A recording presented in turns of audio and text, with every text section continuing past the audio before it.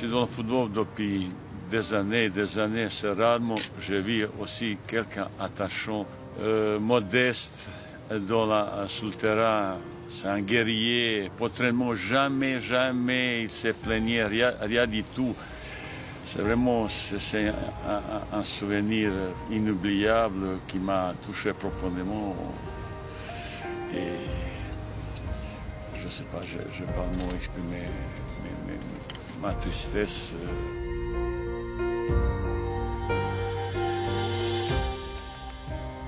Le 30 janvier dernier, 9 jours après la disparition de l'avion qui transportait Emiliano Sala et le pilote de l'appareil Davidi Botson, Nantes accueillait Saint-Étienne en match en retard de Ligue 1 et le stade de la Beaujoire a rendu hommage à un joueur qu'il a tant aimé.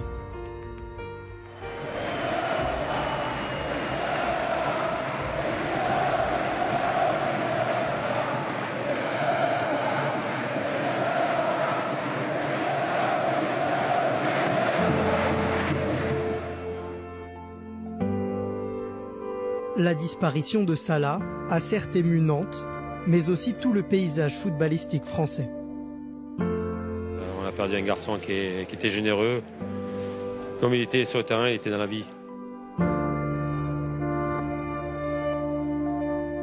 Un combattant sur un terrain, quoi. Un garçon plein de générosité, voilà, un super mec. Voilà.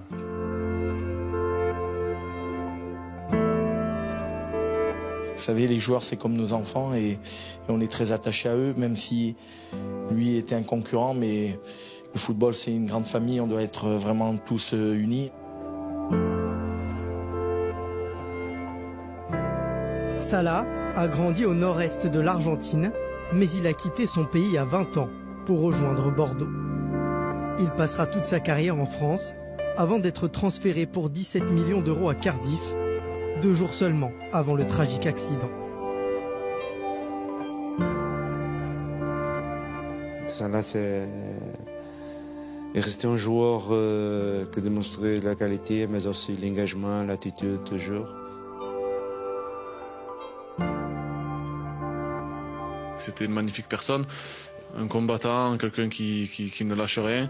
Je pense qu'on a tous envie d'avoir un attaquant comme ça dans son équipe.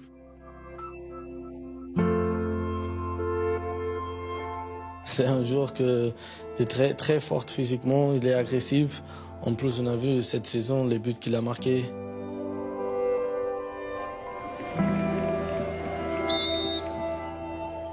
Neuvième minute, c'est toute la France du football qui rend hommage à Emiliano Sala.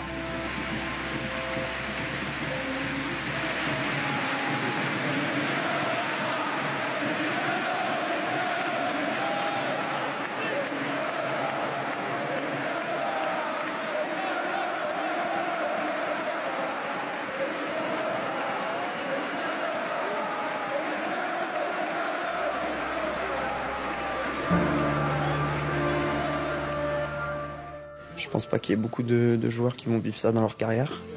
Il y a eu un hommage fantastique à Emiliano pendant tout le match. Ils ont été simplement fantastiques. Le seul regret, c'est qu'on n'ait pas pu leur apporter cette victoire, qu'on n'ait pas pu gagner pour Emi. Le match, bien qu'anecdotique, voit Saint-Étienne ouvrir le score à la 58e minute.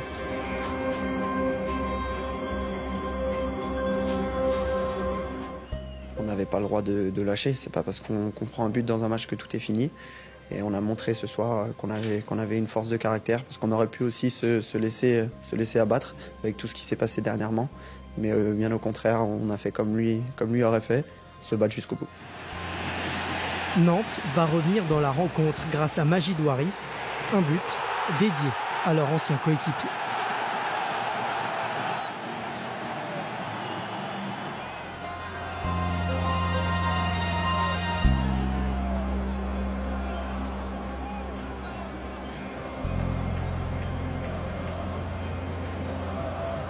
Je pense même Emilio, il serait fier de ses copains, le match qu'ils ont fait pour lui aussi.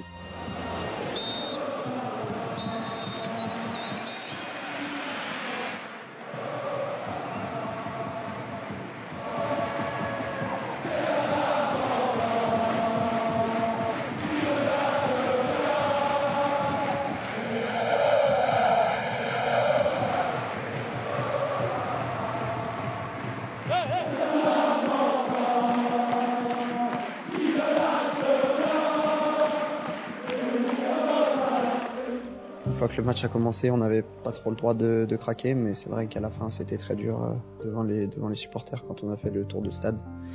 De voir tous les gens qui applaudissaient et qui criaient, qui scandaient le nom d'Emiliano, c'était un petit peu plus compliqué.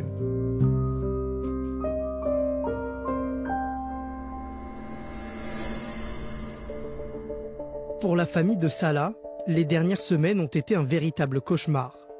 Après que la police de Guernesey ait décidé d'arrêter les recherches, une campagne de collecte de fonds privés en ligne a été mise en place pour permettre la poursuite des investigations. Et le monde du football a grandement participé au mouvement. Environ 5000 personnes, dont plus de 100 footballeurs professionnels, ont participé et l'objectif de 300 000 € a été atteint en 24 heures. Dans le monde du football, vous savez, malgré tout ce qui peut se dire à l'extérieur, c'est une grande famille. Et on l'a vu. Je veux dire, il y a énormément de gens bien dans ce milieu aussi. Et on a vu que quand c'est des bonnes personnes, forcément, tout le monde se mobilise. Et voilà, ça prouve aussi la grandeur de la personne. Pour mieux comprendre pourquoi la disparition de Salah a eu un tel impact, nous avons rencontré ceux qui ont eu l'honneur de le côtoyer pendant ses 8 années en France. L'odyssée française d'Emiliano Sala a commencé à Bordeaux. Le club du Sud-Ouest, partenaire de l'académie argentine Proyecto Crecer, récupère Sala en 2012. Moi, quand j'étais jeune au centre de formation à Bordeaux, il venait d'arriver lui avec la CFA, entre CFA et Pro. C'est vrai que j'ai joué avec lui deux saisons, une saison et demie de saison en réserve avec Bordeaux. Et c'est vrai que c'est un garçon qui fait jamais la gueule, qui rechigne pas sur les efforts et c'est vraiment sa personnalité. J'ai une image à Bordeaux où mon premier match contre Monaco, j'obtiens un penalty et il marque. Et j'ai l'image de quelqu'un qui avait toujours la bonne humeur, le sourire, qui jouait pas, il avait une bonne mentalité, il n'a jamais dit un mot de travers, un gros respect. Salah n'a pas eu un parcours facile en France. À Bordeaux, la concurrence en attaque est rude et il doit partir en prêt à Orléans pour se faire une place dans le football français.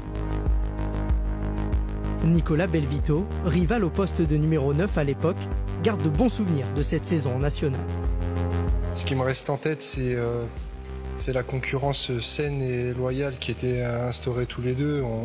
On s'aimait à se détester et on se tirait la bourre comme les avant-centres aiment le faire dans la concurrence. Le coach Olive Frappoli avait décidé sur cette deuxième partie de saison de nous aligner tous les deux devant. Et pour être honnête, je crois que ça a été les 6 mois où je me suis le plus éclaté, où devant on était entre guillemets des crèves la dalle, à son image où on lâchait rien et honnêtement je réduis pas les choses en disant qu'on était devenus un petit peu les terreurs des défenses sur cette deuxième partie de saison parce que on les a poncés, on les usait sur le terrain et au final ça a été exceptionnel, moi j'ai adoré.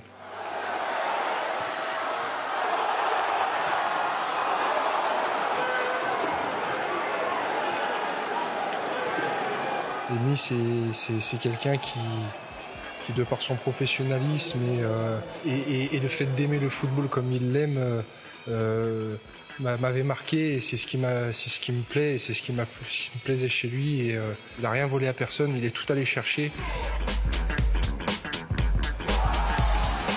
Cette saison-là, Salah marque 19 buts et il est élu meilleur joueur d'Orléans.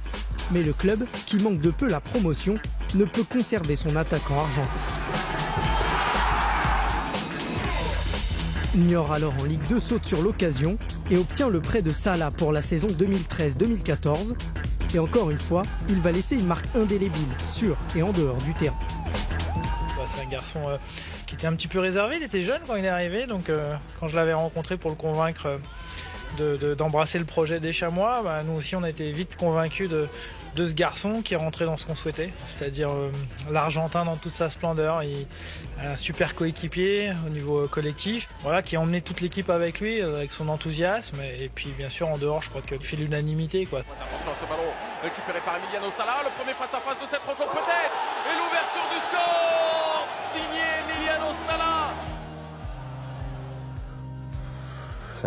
C'était une personne merveilleuse, vraiment merveilleuse, tout le monde le dit et C'est la vérité, voilà. C'est un joueur que tout le monde, que chaque entraîneur rêve d'avoir parce que c'est quelqu'un de travailleur, c'est quelqu'un qui est tourné vers le groupe, vers les autres. À cette époque, Salah est déjà un buteur redoutable, mais il lui arrive parfois d'être maladroit et de rater des occasions. Mais à l'entraînement, son implication impressionne.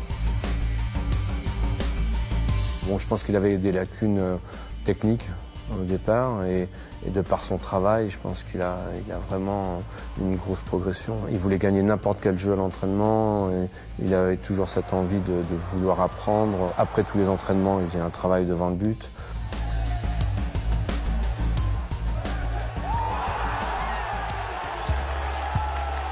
Et une fois, il avait pratiquement la jambe cassée, il fallait le rechercher sur le terrain pour lui dire faut pas que tu t'entraînes, il faut que tu restes aux soins. Et il voulait s'entraîner, quoi. Il avait un gros hématome à la cuisse, les kinés, le doc lui avait dit non, tu peux pas t'entraîner. Il est parti s'entraîner, on a dû aller le chercher au début de l'entraînement.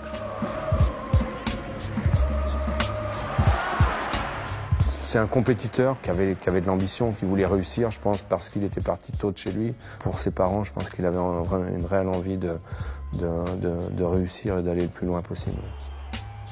Avec 18 buts, il tient le record de buts marqués sur une saison professionnelle au Chamois, donc ce sera notre Argentin à jamais en tout cas. Après 2 saisons réussies dans les divisions inférieures, il est temps pour Salah de retrouver l'élite. À 24 ans, et après une première expérience à Bordeaux, Salah fait son retour en Ligue 1 en s'engageant avec Caen. Le club normand, en grande difficulté, pointe à la 20e place du classement lorsque Salah arrive en prêt en janvier 2015. Mais ses buts vont relancer l'équipe de Patrice Garand. Il ouvre son compteur au Parc des Princes, aidant Caen à tenir le PSG en échec. Il inscrit un doublé lors du match suivant contre le Racing Club de Lens.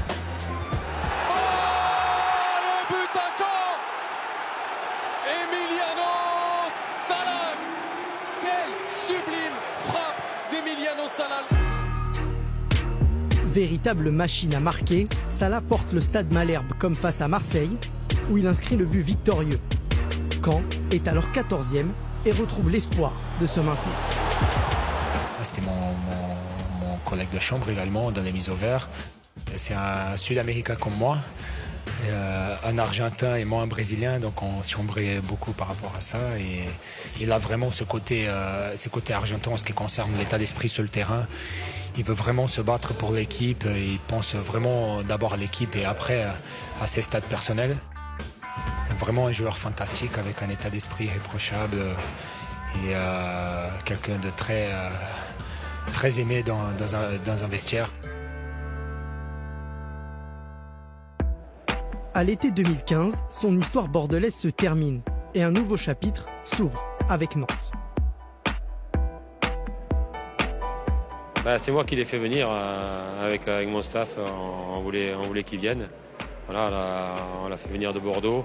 Je crois toujours pas, quoi. C'est vraiment triste un garçon comme lui, 28 ans. On est peu de choses dans la vie, quoi. Voilà, il faut relativiser des fois un match.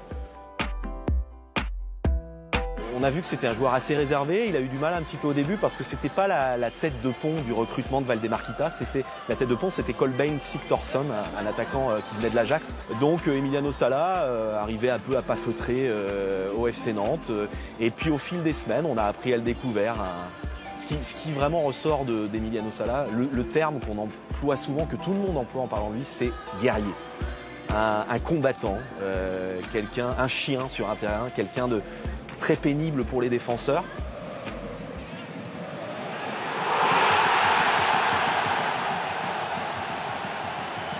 Sur le terrain, il mouillait le maillot, il trichait jamais et il faisait les efforts pour tout le monde, il se battait sur tous les ballons. Tant que l'arbitre n'avait pas sifflé la fin du match, lui il se battait. Pas toujours très académique dans son style, pas toujours très technique. Mais au fil des saisons à Nantes, on a découvert un joueur qui a énormément progressé. Pour sa première saison à Nantes, Salah termine meilleur buteur du club, malgré 6 petites réalisations. Il prend confiance peu à peu, et la saison suivante, il devient un vrai goléador, comme son modèle, un certain Gabriel Batistuta.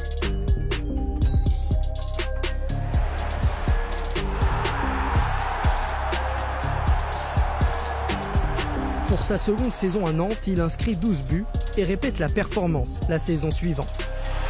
Il devient alors un des chouchous de la Beaujoire et commence à être sollicité par les médias.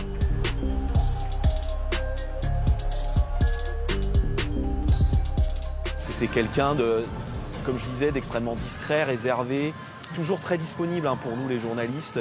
Il n'aimait pas parler, mais il venait quand même, il râlait mais il faisait le taf toujours. Il venait avec son accent sud-américain bien connu.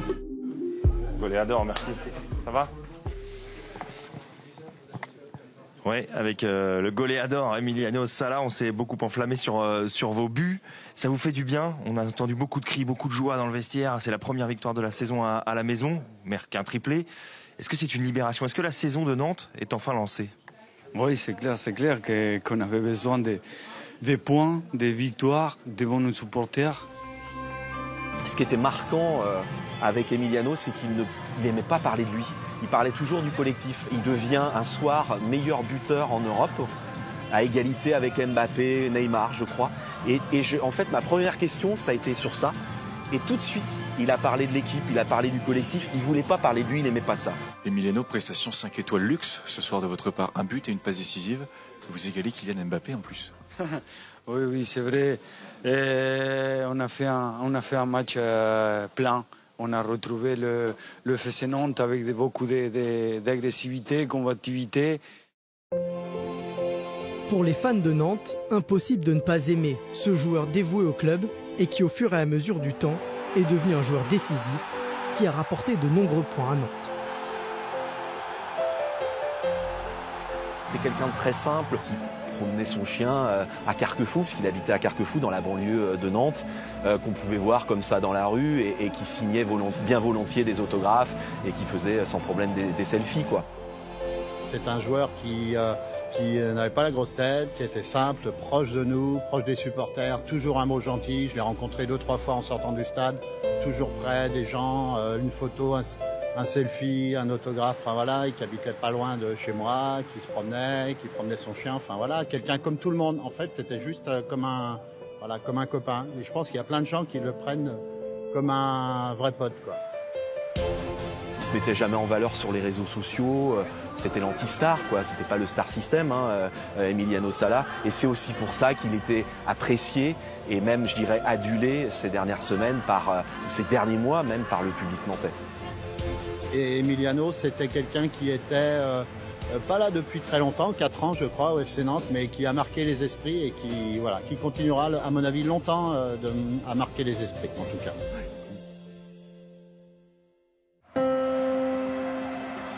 Ce profond sentiment de tristesse est accentué par le fait que Salah vivait sa meilleure saison et qu'il semblait prêt à franchir un nouveau cap dans sa carrière. Ce changement de statut est aussi dû à la venue de Vahid Halilhodžić sur le banc nantais, lui, l'ancien grand attaquant du club.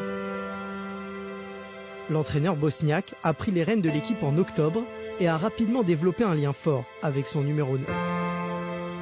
C'est vrai que j'ai une relation particulière avec ce garçon. On a beaucoup parlé, on a beaucoup travaillé. Il a fait vraisemblablement une meilleure demi-saison de sa vie. Il m'a beaucoup remercié pour ça. Je ne cache pas que j'ai vu un moment très délicat, très difficile. J'ai vraiment apprécié ce garçon et c'est difficile pour moi, mais je dois être plus costaud comme tout le monde parce que tout le monde me regardait et le joueur attend de moi que c'est moi qui va l'aider pour sortir de ces situations. Pour ça, dans ma vie, je n'étais pas toujours gâté. J'ai eu une situation très dramatique, très difficile, la guerre et tout ça. Mais en ce moment, c'est très difficile même pour moi. Lorsqu'Halilhodžić arrive, Nantes est 19e, mais très rapidement la magie va opérer. Avec un Salah intraitable, les Canaries remportent leur première victoire avec coach Vahid contre Toulouse.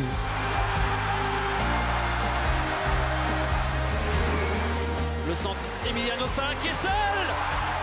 1, 2, 3, le triplé. l'Argentin marque 8 buts en 4 matchs et remporte le titre de joueur du mois en octobre.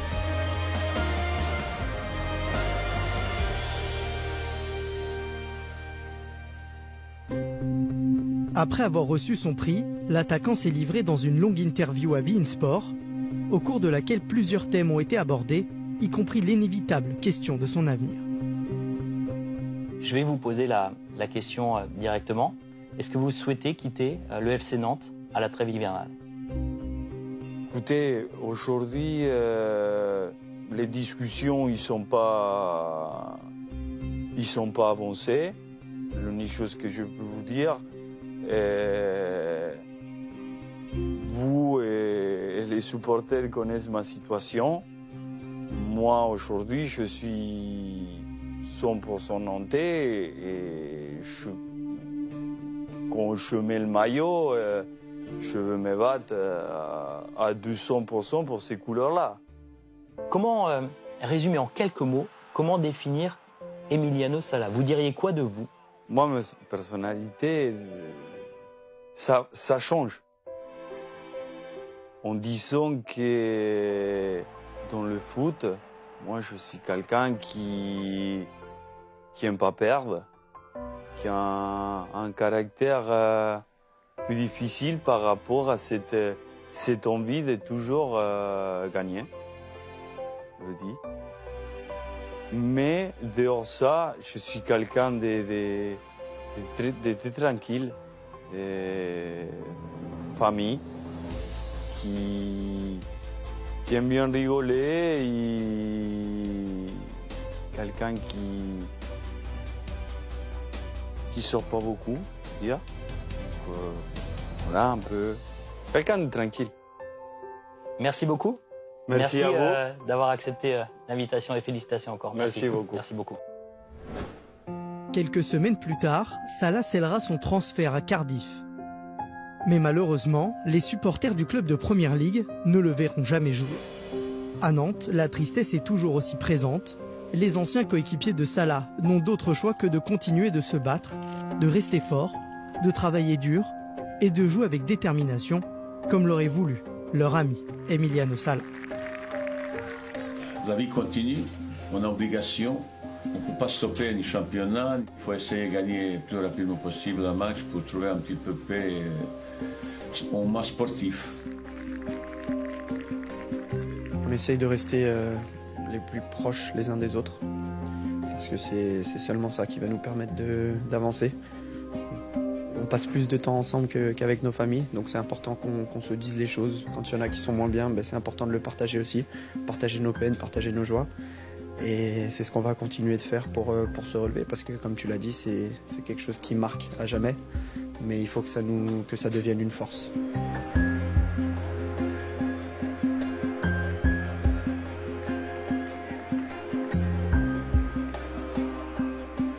C'est vraiment une personne en or et toutes mes pensées vont à sa famille parce que je sais que c'est pas évident, c'est un fils, c'est un frère.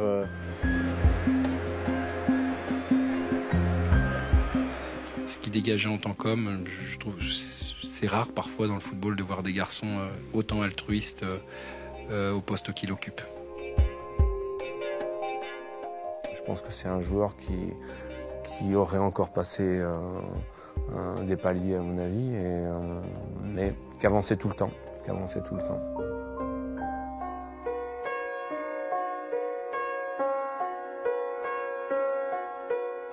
Il n'y a pas beaucoup de personnes dans le foot comme lui, qui sont vraiment pures, qui ont un cœur énorme et qui ont cette caractéristique vraiment collective qui prime.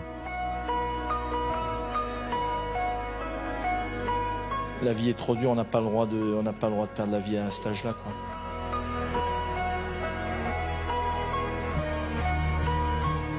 Tu parles de nous, on est un petit peu traumatisés, mais il faut continuer de vivre, il faut continuer vers avant, mais on n'oubliera jamais ce monsieur.